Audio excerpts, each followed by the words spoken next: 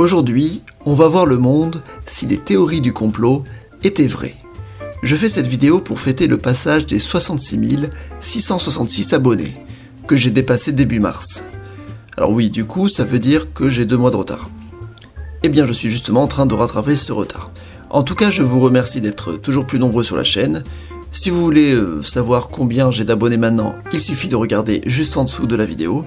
Et peut-être, pour ceux qui regardent dans le futur, j'ai déjà dépassé les 100 000 abonnés. Et oui, j'ai hâte. J'ai vraiment trop hâte. Surtout pour le trophée. N'oubliez pas que je ferai une vidéo face cam quand je récupérerai le trophée. Bref, je m'attarde un peu là. Je vous avais demandé de me citer quelques noms de théories du complot célèbres et j'essaie de prendre en compte celles qui pouvaient s'intégrer à l'échelle mondiale. Merci à tous ceux qui ont participé. J'ai aussi pris en compte nombre de commentaires sous mes vidéos qui frôlent le conspirationnisme. Vous êtes toujours plus nombreux à croire en différentes théories du complot, surtout quand elles vous arrangent, et je vous remercie pour toute cette créativité. Comme d'habitude, je vous invite à mettre un petit pouce bleu si vous aimez la vidéo, c'est très important pour le référencement, et bien sûr pour les nouveaux, n'hésitez pas à vous abonner, vous êtes les bienvenus. Avant toute chose, je vous rappelle que cette vidéo a pour but de considérer toutes les théories du complot comme vraies. Ça ne veut pas dire qu'elles sont véritablement vraies. Je compte sur votre esprit critique pour déceler l'humour, la parodie et l'exagération dans toute cette histoire. J'espère aussi que le robot YouTube comprendra à son tour que tout ce que je vais dire dans la suite de la vidéo est réalisé dans le cadre de la parodie et que je ne veux pas faire de diffamation ni de négationnisme. Bref, c'est parti, mon kiki. Nous sommes au début du XXe siècle. Le monde occidental va assez bien, mais est dominé par des gouvernements royalistes d'une époque qui doit être révolue. Les républiques sont peu nombreuses, mais il y a un pays qui nous intéresse beaucoup, les États-Unis. Les États-Unis sont une république fédérale qui a été créée par des Illuminati francs-maçons originaires d'Allemagne. Ces derniers ont provoqué la Révolution américaine et ont permis l'indépendance du pays, qui était une dépendance du Royaume-Uni. Ils restent cependant cachés dans les entrailles gouvernementales. Je parle des francs-maçons. N'oublions pas qu'au XIXe siècle, beaucoup de pogroms avaient lieu en Russie, mais aussi ailleurs en Europe, ce qui a incité les Juifs à fuir l'Europe pour s'installer en Amérique. Ce sont ces Juifs qui vont fonder des banques, et ce, avec l'aide des Illuminati francs-maçons, qui sont eux-mêmes Juifs et qui veulent que les Juifs gouvernent le monde. Mais attention, pas n'importe quel Juif. Les Juifs européens blancs ashkénazes qui en réalité ne sont pas descendants des Sémites, de la diaspora imposée par l'Empire romain. Les Ashkénazes sont, et cela, tout le monde le cache, des descendants directs des peuples turcs khazars. Bref, au début du XXe siècle, la Première Guerre mondiale éclate, et ce comme le désiraient les Illuminati francs-maçons juifs d'origine turque khazare. Le but était d'affaiblir l'Europe pour le bien du capitalisme américain, et ces guerres avaient comme objectif d'inciter les pays à faire des révolutions communistes. Ça peut paraître bizarre, mais c'est totalement logique. L'objectif du capitalisme est celui qu'un jour, tout le capital soit dans les mains d'une seule entreprise pour qu'elle puisse être plus productiviste. Le communisme, c'est pareil, sauf que l'unique entreprise, c'est l'État. Bref, en 1917, il y a la révolution bolchevique qui met en place un gouvernement communiste en Russie. Le fameux gouvernement judéo-bolchevique voulu par les juifs Illuminati francs-maçons. Comme vous le savez, durant la Première Guerre mondiale, l'Allemagne faisait la guerre à la France. La France qui en réalité n'existe pas. C'est une pure invention des francs-maçons. D'ailleurs, franc-maçon, France, le terme est presque identique, c'est tellement gros que personne ne l'avait remarqué. Si vous voyez un Français un jour, c'est juste un Belge qui fait partie du complot et qui vous ment. La France et les Français n'existent pas. Plus de la moitié des vues sur Télécrayon proviennent de la France, ce sont des fausses vues, des robots, mais je m'égare. En 1918, la guerre se termine et l'Allemagne deviendra petit à petit nazie. On connaît tous l'histoire.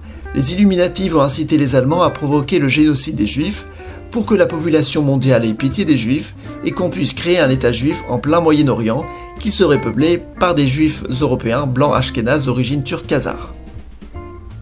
Hitler sera considéré comme le grand coupable de ces actes atroces, alors qu'en fait il est lui-même juif, et d'ailleurs il n'est même pas mort pendant la guerre, mais s'est évadé au Brésil où il est mort de vieillesse dans les années 70. D'ailleurs la Shoah n'a pas vraiment existé, ce sont des exagérations créées de toutes pièces par les gouvernements. Bref, en 1948, Israël voit le jour. C'est un premier territoire pour que les Illuminati puissent s'émanciper au Moyen-Orient et y mettre le bazar. Au même moment, c'est aussi la guerre froide qui commence. La rivalité entre les États-Unis et l'Union soviétique. Deux créations des Illuminati juifs francs-maçons comme par hasard. Les deux pays sont en fait des pays occidentaux. C'est des pays européens, que ce soit les États-Unis ou l'URSS. C'est des pays blancs avec des gouvernements contrôlés par les juifs Illuminati, ça on le sait, leur objectif est multiple.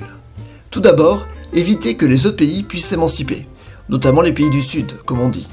C'est ainsi que dès les années 50, États-Unis et Union soviétique coopèrent en secret sur la création d'un virus qui aurait pour objectif de détruire les populations des pays pauvres. Le sida est créé. Il deviendra célèbre que dans les années 80, quand il commencera vraiment à faire de nombreuses victimes. Par la même occasion, la NASA est créée. Son objectif est de faire croire que la Terre est ronde et de cacher que les extraterrestres sont déjà venus sur Terre. Ils font même croire qu'ils ont réussi à envoyer des astronautes sur la Lune grâce au talent du réalisateur Kubrick. Parlons des extraterrestres d'ailleurs. Il faut un peu revenir dans le passé. Il y a 66 millions d'années, les dinosaures ont disparu mais pas tous. Certains survivront et deviendront les oiseaux, et d'autres survivront et évolueront pour devenir des animaux très intelligents, voire humanoïdes. Ce sont les reptiliens. Ils développeront une technologie de folie qui leur permettront de partir vivre sur d'autres planètes plates. Ils retourneront vivre sur Terre, mais en Atlantide, le seul continent pas encore découvert par les humains, qui se trouve dans l'Atlantique du coup. En 3000 avant Jésus-Christ qui est juif, ils reviendront pour construire les pyramides. Bon, retournons à la fin de la guerre froide. L'Union soviétique chute. Les États-Unis gagnent. La guerre froide fut une excuse en réalité. Les pays communistes étaient contre les religions. Cela a permis de baisser l'influence du christianisme en Europe. Cependant, dans les pays musulmans, c'était une excuse pour les États-Unis de soutenir les islamistes, dont le but est l'islamisation du monde. Les États-Unis créent donc Al-Qaïda et plein d'organisations terroristes islamistes. Après avoir créé Al-Qaïda, ils en profitent pour organiser les attentats du 11 septembre en mettant des bombes dans les tours jumelles et en faisant s'écraser des avions qui ne servent à rien. Grâce à cet attentat, les États-Unis peuvent attaquer le Moyen-Orient et provoquer plein de guerres. Israël est là aussi pour provoquer plein de guerres. En fait, depuis le début de la guerre froide, les États-Unis, Israël et l'Union soviétique sont là pour provoquer plein de guerres au Moyen-Orient. C'est l'objectif ultime. N'oublions pas que tous ces pays sont contrôlés par les Illuminati juifs francs-maçons ashkénazes d'origine khazare, dont le but est la domination du monde, mais pas que. Ils veulent la domination de l'islam. Ce sont des faux juifs, ne l'oublions pas. Les vrais juifs sont les Hébreux palestiniens arabisés. Ils veulent la domination du monde par l'islam. Pourquoi cette religion originaire d'Arabie est basée sur diverses religions du Moyen-Orient et abrahamiques? C'était le dessein des reptiliens. Les reptiliens ont construit les pyramides, ne l'oublions pas. Mais ils ont aussi permis la diffusion des religions, qu'elles soient égyptiennes ou mésopotamiennes. Ces religions donneront naissance au judaïsme, qui a inspiré le christianisme, puis l'islam, la religion finale au Dieu unique et à la volonté d'expansion internationale. Bref, l'islam est la religion des reptiliens, et leur objectif est désormais de faire en sorte que cette religion gouverne le monde, le plan est en place. Les différents gouvernements d'Europe sont complices grâce aux Illuminati juifs bien intégrés. Ils vont tout d'abord, grâce aux guerres du Moyen-Orient, demander aux réfugiés musulmans de se diriger vers l'Europe, en plus des réfugiés des autres pays musulmans qui sont pauvres et qui obligent les musulmans à aller vers l'Europe. Au même moment en Europe, on a créé le féminisme, dont l'objectif est d'interdire les hommes à séduire les femmes, ce qui fait qu'il n'y a plus de couple. Les hommes deviennent donc homosexuels, et les femmes aussi, et ils ne peuvent plus se reproduire. Surtout que les médias font tout pour inciter les Européens à devenir homosexuels en leur montrant des programmes homosexualisants. Les musulmans, eux, grâce aux politiques homophobes, ne peuvent pas devenir homosexuels et continuent à faire des enfants qui vont repeupler l'Europe. C'est le grand remplacement. Le grand remplacement, ou le génocide des natalités sur un siècle, est ceux mis en place par les reptiliens qui veulent dominer le monde qu'ils dominent déjà. Mais est-ce vraiment que cela? Vous pensez vraiment que ça s'arrête là? Vous êtes naïfs, car il y a un autre complot gigantesque, bien plus puissant. Vous le voyez pas venir? C'est le complot chinois. La Chine veut dominer le monde. La Chine a toujours été le pays le plus puissant au monde. Ils se sont mal débrouillés pendant la révolution industrielle, c'est vrai.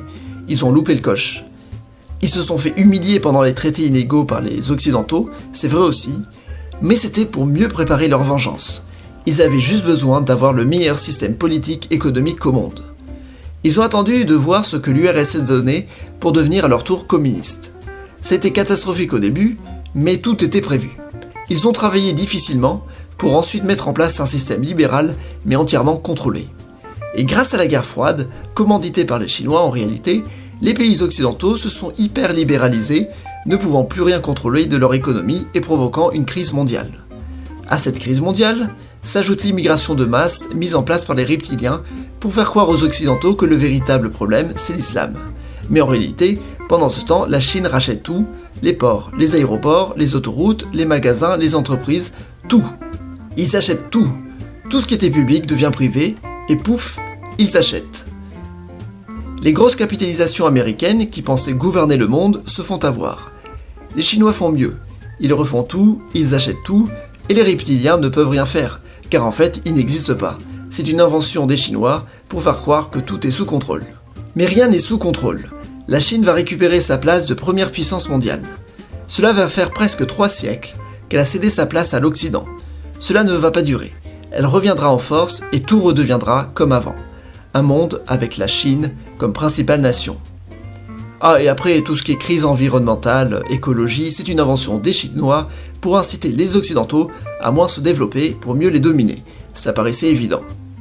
Bon voilà, je m'arrête sur ces théories du complot.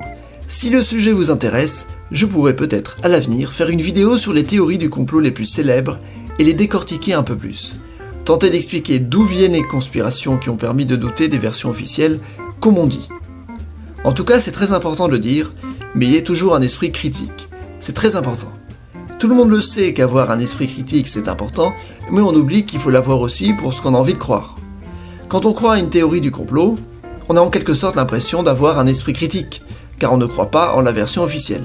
Mais ça n'est pas suffisant. Ayez l'esprit critique tout le temps. Réfléchissez toujours à l'origine de ces théories du complot et pourquoi il y a des gens qui ont cherché à les développer. Sur ce, je vous laisse et à la prochaine pour d'autres vidéos.